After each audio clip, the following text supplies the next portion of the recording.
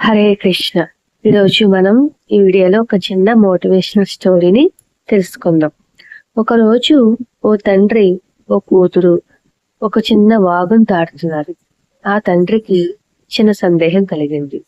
ఆ వాగు ప్రవాహంలో తన కూతురు ఏమవుతుందో అని ఆ పాపతో ఇలా అన్నాడు. చిన్న తల్లి, నా చెయ్యి గట్టిగా పట్టుకుని నడువు, అప్పుడు నువ్వు వాగులో పడిపోకుండా ఉంటావు. అప్పుడు ఆ పాప ఇలా అంది, లేదు నాన్న, మీరే నా చేయి పట్టుకోండి. అప్పుడు ఆ తండ్రి ఆశ్చర్యంగా ఆ పాపని, నేను చెప్పింది కూడా అదే కదా, రెండింటికి తేడా ఏమిటి అని అడగగా అప్పుడు ఆ పాప ఇలా చెప్పింది, చాలా తేడా ఉంది నాన్న.